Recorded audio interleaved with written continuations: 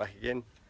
Very quick one. It's not a quick one, it's a lie. It's actually going to be a little bit of a longer one today, but a very quick explanation is we've had a few people ask us about patching iSUPs, and if you've had a damage to your iSUP, or you've scratched it, scraped it, taken the first layer of something off of it, people panic a little bit. Don't, because they're very good, they're very robust. So today what we're going to do is we're going to try and show you just I'm going to try, Ruben's gone, show you how to repair an iSUP. Now this is just more of a just in case repair, should we say. This is where when you scrape it you see a little bit of the mesh underneath, or you see the top layer of PVC gone, a little bit worried about it. Don't panic too much about that, because they're made to they're made to be sort of take that damage. However, it is good to look after them and maintain them. So I've got a friend's iSUP, obviously a fat stick. He's had a bit of an accident on it, and now I'm going to show you. He says that he scraped it. I think he's burnt it personally, but you'll see it in a minute. You'll see the damage, and I'm going to show you how to repair it and what you need to do. If it works, superb. If it doesn't, I will at least still run through with you what you should do and the process of it. This isn't definitive either. This way to do this isn't definitive. It's not. It's my way. It's what we do. It's how we repair things. Some people may say, oh, I wouldn't use that tool, or I wouldn't use that glue. It's fine. Use what you use, do what you do. Not telling you you're wrong, not telling you I'm right, but this is how we've done it. I've done it for years. It works. This is how we repair an iSUP. So I'll show you the damage on this one. So on this one, you can see here, we've got damage, and it's, you know, it looks pretty bad, doesn't it? I mean, it does look pretty nasty. However, if you examine it a little bit closer, let's get the shade. You can see here that actually it's only the top layer. It's a little bit superficial. It's only the top layer that's damaged, whereas you still have a bit of PVC underneath, then you've got the mesh material, and you've got PVC in between. So you've got a lot more than you think. So the good thing about this, and we don't really say too much because it's not triple layered, but here you've got the rail, where the rail joins. Yes, this is our rail joining. It overlaps. Double layer of skin, double layer of skin. Where these babies meet, it's almost triple. So basically it's triple. So it's not multi-skinned, because we're not. That's not what we do. We are double layered. However, double skinned. This is though multi-layered. So we've got a little bit of a saving grace here. So this is purely superficial, and it's a little bit, you know, it's just about looks. It's aesthetics. But we're going to clean it. We're going to repair it. So what you need in your kit, you get in your iSUP, you get one of these. You will need some scissors, a pen, paintbrush, a spoon. Yes, a spoon. There's me upside down. Alcohol gel, something to wipe it with, and sandpaper. Now here, you can see it, but it's scuffed up and rubbed up. Now I've basically got my sandpaper and I've given it a rub. I've not gone nuts. If you want to know the grade of the sandpaper, I don't know. No idea. But here, yes, we scrape that sandpaper, yes, and that basically roughs it up, gives the glue something to bond to. All right. So once you've done that, spin your bit round. We're gonna give it a little brush off. That's not what the paintbrush is for. I'm using it because I'm making the most of my tools. So you get your alcohol gel, give it a little squirt, give it a rub. Good reason for alcohol gel, it dries on its own. You don't need to dry it off, but you know that surface is immaculate now. Nice and, there you go, nice and stiff. There you go. So that's been used now, we don't need that anymore. I'm going to put that over here. So we move on. In this, see if I can get it undone. So that.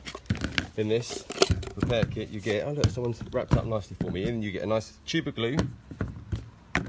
You get a valve wrench. Valve wrench for this. If it ever gets loose and you hear hissing around here, before you panic, get that bad boy in there. And look, it says open and close. Give it a little tighten, just a little tweak, not too much, and that could prevent that leak. We don't need that anymore, that's not what we're here for. So we've got our patches, same colour as the board. Take that off, and if by magic, look, there's a piece already cut out for me. But that is what you want the pen for, and your scissors. So basically, look at your patch, look at your area you want to repair. Some people say use a round patch, because a round patch there's less edges, less corners to catch, and then it bonds better. However, I've gone old school and probably going to get told off for it. However, it's always worked for me so far. I've made a patch that's big enough for the damage and a little bit more. So it'll go over it. And basically, it will cover it perfectly well.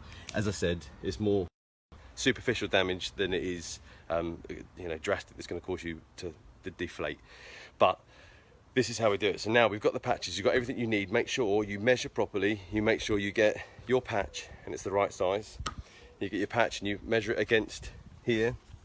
It is the right size. I know it's the right size because I've measured it. Draw a nice line. Make sure it's as straight as possible because it just looks neater, because you want your SUP to look good. Straight, move those patches out of the way. Nice straight line. Cut it using the scissors. So the scissors can go now. Your pen can go now. You've done all that work. Your repair kit can go now. And here we have our spoon. What do you want a spoon for? You're going to find out. So we undo our glue. I'm going to do on the hop. Ready? I'm going to pop it.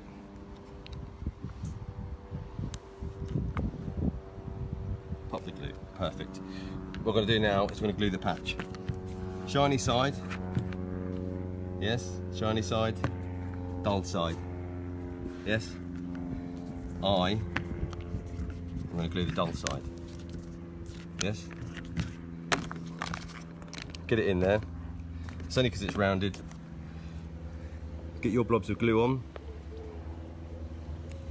Bit there in it, hold on. Here we go. Right.